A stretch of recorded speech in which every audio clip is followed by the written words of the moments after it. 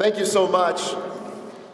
Many of you know that for several years now, I've talked about the challenge of wage stagnation in our state and throughout this country. And personally, I know I have children and family members, brothers and sisters, nieces and nephews who are equally challenged by the fact that in this nation and in our state, wages have not kept up with inflation and the cost of living. The people of our state and our nation need a living wage, which I believe is one of the most fundamental equity issues facing workers in our city and across this nation. I will never forget that in 2015, I had a chance to join a small group of mayors in advising President Barack Obama about his State of the Union address that was coming forward. And we shared with him that we believe that the most pressing issue in this country at that time and continues today was wage stagnation. And that we encouraged him to place it as a priority for this nation and that he could share that theory and those passions in his State of Union address. I also will never forget a private conversation I had with then Vice President Joe Biden, who shared with me one-on-one that he felt that the greatest threat to the sovereignty of this great nation was the 4 decades of wage stagnation that was occurring, and that he felt that we as a city, governors and mayors, needed to work hard to address the issue.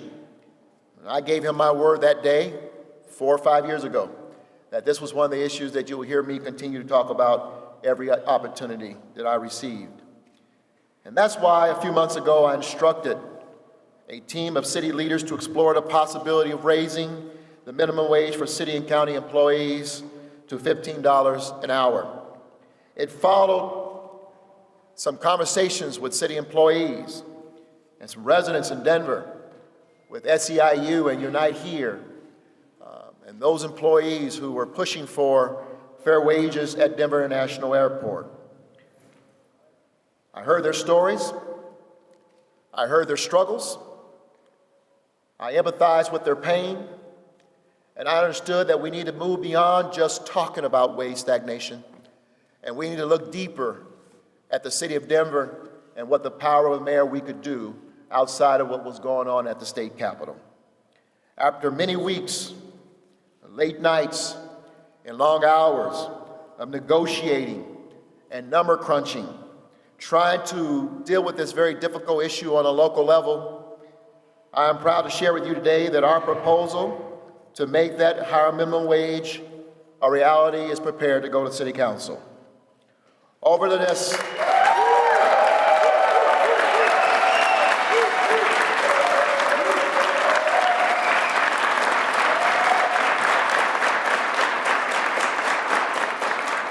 Though state law does not allow the city of Denver government to unilaterally increase minimum wage throughout our city, we do have the authority to require in our facilities a certain minimum wage. Over the next 2 years, Denver will implement a $15 per hour minimum wage for city employees, contractors, and subcontractors, expanding opportunity and helping those residents and employees remain inclusive and helping our city remain affordable for everyone.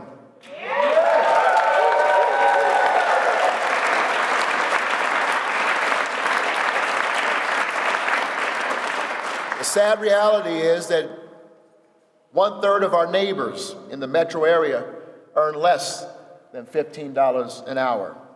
By taking this action, thousands of them will see an immediate benefit. We also expect to see debate on minimum wage at the state capitol this session.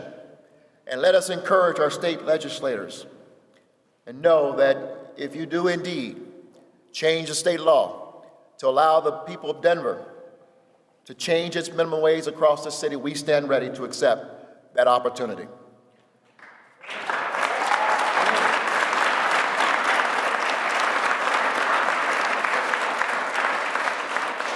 And let me say this, because I know that what you should know that the conversation about this increase in our facilities and with our city employees took us to a lot of conversations with contractors and partners and stakeholders. I'll just tell you that in conversation with one of our major employers who works across this country and has operations across this country, he shared with me that in markets all over this country, they are seeing this same pressure, the same encouragement to boost wages for employees. And so they were not surprised to see Denver move forward. Private employers like Amazon and our very own Illegal Pete's restaurant chain have already moved into this direction. I want to thank those employers because they didn't have to be forced. They did it because they care about their employees and they recognize the environment, the economic environment in which we're living in. This day was a long time in the making. And once again, I want to thank everyone for working hard to make this reality possible. And I look forward to working with City Council on this adoption and its implementation. Let me be very specific. I want to thank the City Council leadership, President Jolyn Clark, Stacey Gilmore, and others, and not the least of which, again, Robin Kniech, for standing in the gap and making sure and working with my administration and making sure that the voices of the most vulnerable and the most challenged in this economy are heard. Thank you for playing that critical role, Councilwoman, once again.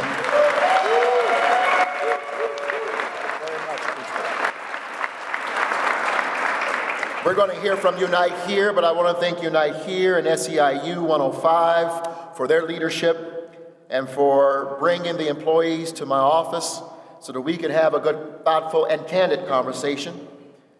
I also want to thank my team, led by our Director of Finance, Brendan Hanlon, Legislative Director, Sky Stewart, Deputy Mayor and Executive Director of General Services, Murphy Robinson, and his entire team. We could not have done it without them.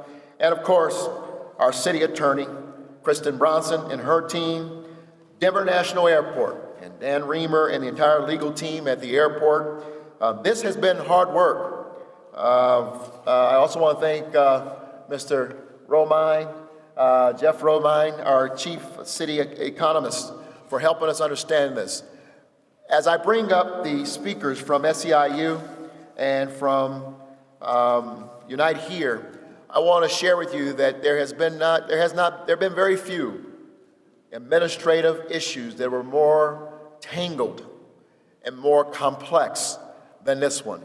Every step we took, we were disentangling some form that would stand in the way of our ability to implement this. This has been months in the working.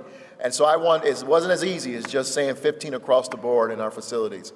And so I want to thank the entire team for taking the time and staying focused and staying committed to the vision of providing relief and opportunity to our employees. So with that, let me bring up Archie from Unite Here and Megustu from the SEIU 105. Welcome, our friends.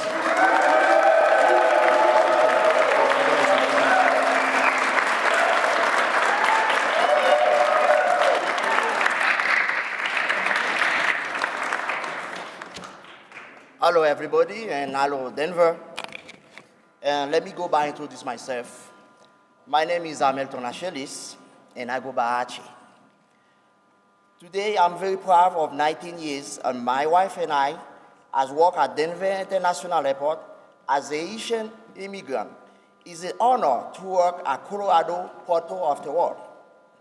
I work in the warehouse for United Airlines. Carrier operation, we make sure that the food that go on hundreds of flights every day is stored safely and efficiently. I know that people like me behind the scene who make our airport run smoothly. I give much of my life to this airport, and I can tell that the IA is more successful than ever. I also know my family and I and all my airport workers who make the IA run deserve more. After 19 years working for the airline, neither I, my wife, I ever make 15 an hour. After 19 years, I still struggle to pay my bill and pay my rent on time. I had to tell my kids they can go to the movie so that I can afford to buy groceries. As a 15 minimum wage will change my life, I don't have to choose between buy grocery or pay the rent. Whether we work in the kitchen, clean the hotel, serve at the restaurant, assist travelers to the airport, or catering the flight, we are dedicated to the successful airport. Every job at DIA should be a good job. For me, 15 minimum wage means the people of Denver are proud of those who work at the airport and other public facilities. I'm so excited to be here today with Mayor Hancock, a Denver City Council member. By raising our wage, Mayor Hancock, a Denver City Council, will lift up thousands of families in our community. And thank you, Mr. Mayor, and thank you for all City Council. God bless you. Thank you, Archie.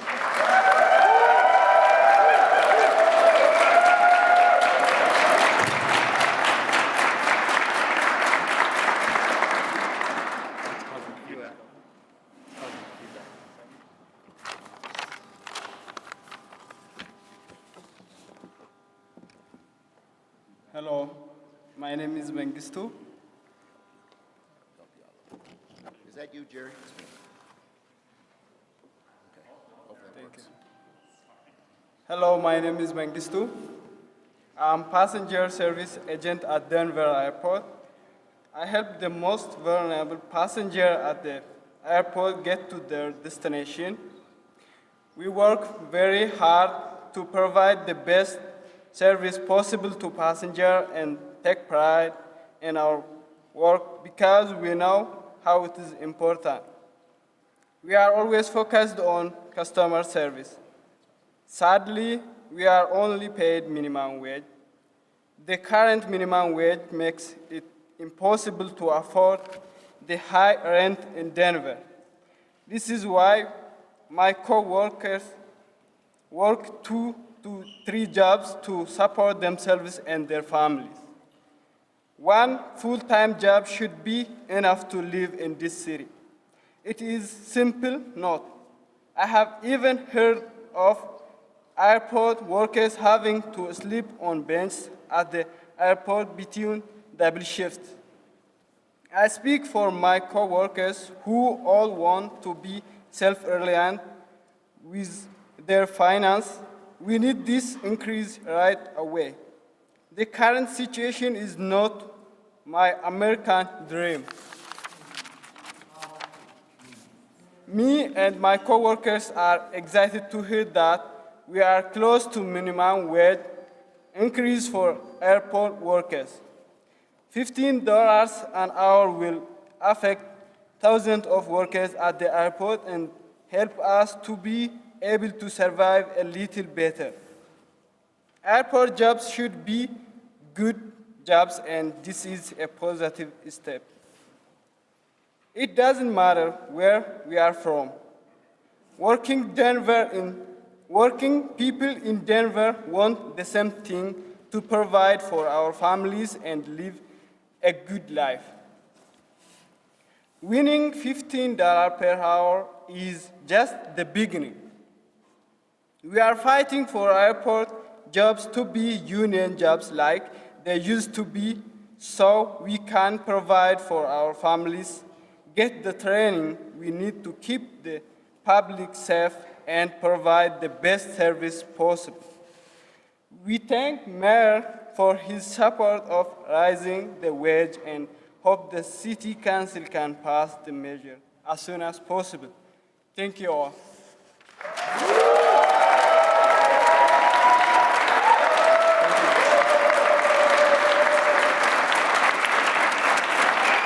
All right.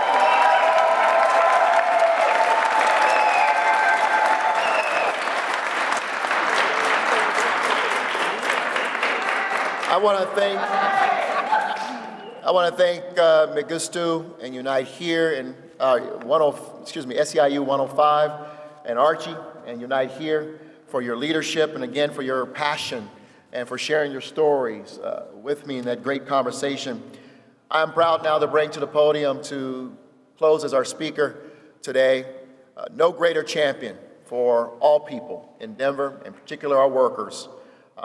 She has been a partner on housing. She's been a partner on workers' rights and worker wages. We talked many months ago and agreed that we would partner on making sure we address this issue. And so with that, please welcome, and I know you all will enthusiastically welcome, your greatest advocate, the Honorable Councilwoman Robin Kniech.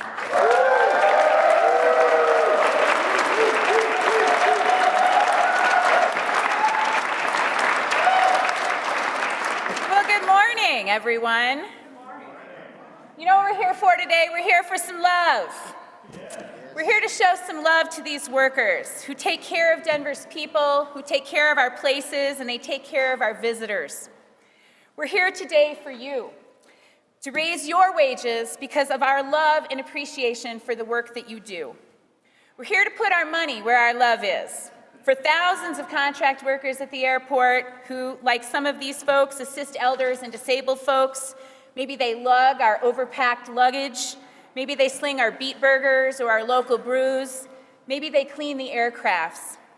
And we're here for the love of the airport itself. We couldn't be the 5th busiest airport in this country. We couldn't be the customer-rated #1 airport in this country if it wasn't for the work that was done by all of these folks.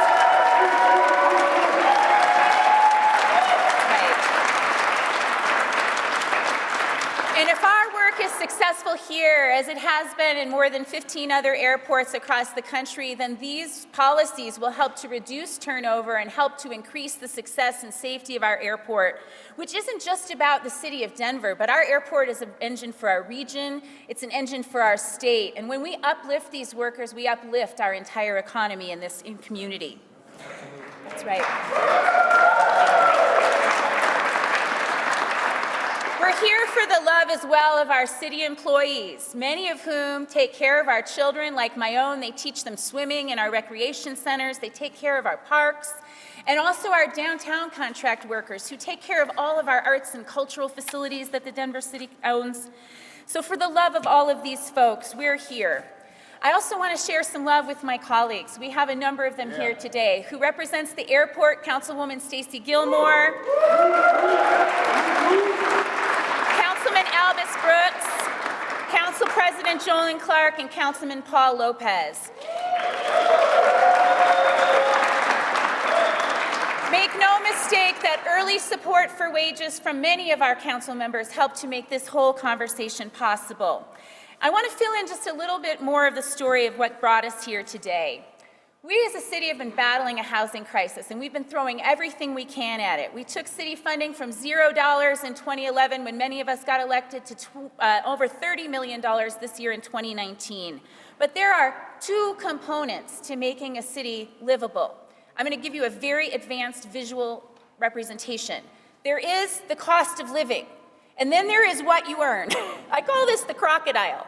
If you want to bring those two together, we've been working hard on this cost of living piece. We've been doing dozens of policies. But if we don't raise those wages, we can't close the gap. And that's why we're here today.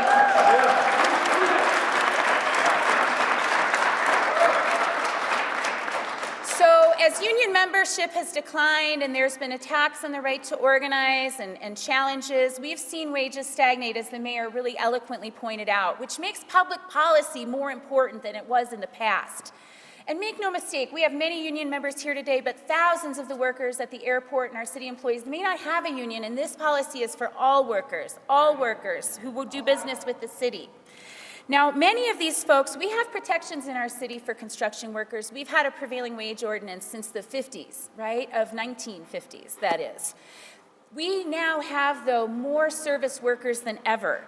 And what we know is for every tech job we create, whether it's in the private sector or the city, every tech job comes with 3 service jobs. So these policies have become more important both in Denver and nationally because of the growth in service workers. And as you can see, many of the workers in this industry, they are immigrants, they are refugees, they are folks of color, they are women, they are parents. Make no mistake, wage policy is racial justice in action. And that is what we are doing today.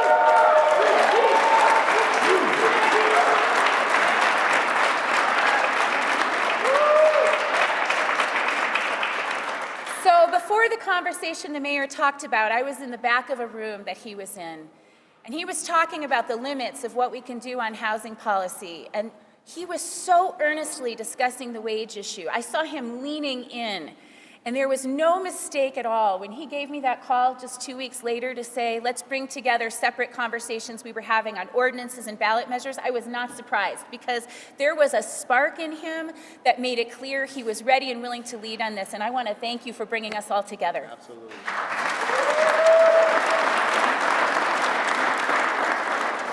So this team set out with a goal, and the goal was very simple: cover as many workers as possible, as quickly as possible. I want to commend the unions, who I'd also worked with for many years prior to this policy. They came as strong advocates for workers who didn't always feel heard, either in the city, in the airport, but they were thoughtful, and they stayed at the table, and they listened and learned about unique challenges that we had in making up how to do this policy. Everybody had to focus on hard questions.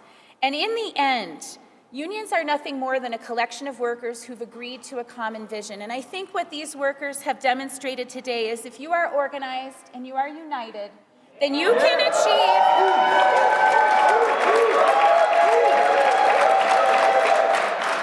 You can build a bridge. You can build a bridge to victory that improves the lives of working people. And so I want to commend you, too, for your leadership and for being willing to be on a bridge that collaborated to get here today. Thank you. So I want to just say one word to the businesses in our community, to the airlines and the concessionaires, to the janitorial service providers, to those who help make our city run. You too are part of the success of the airport. Your businesses too are part of what makes us successful. We recognize that this bill might be a stretch and a transition for you. And I call upon you today to rise to the occasion. We firmly believe that you will see less turnover, you will see higher productivity, you will see workers more attached to your business and engaged with you. And in the long run, we want to uplift your businesses along with these workers and along with our city. So we are so glad that you are coming along as our partners, and we invite you to continue to be there as you were in the process of writing this ordinance. With this policy introduction today, our city has an opportunity to put our love and our appreciation into action. We have an opportunity to make our values for greater income equality a permanent practice of business in the city. We will join 15 other airports and dozens of other cities who do business this way. We are in good competitive company. No one be worried. We are not going to have any problem attracting businesses to do these jobs, because almost every city in the country is headed in this direction. We can lead the rest of Denver, as the mayor so eloquently described, by example. I am so proud of our city, and I cannot wait to vote on this ordinance.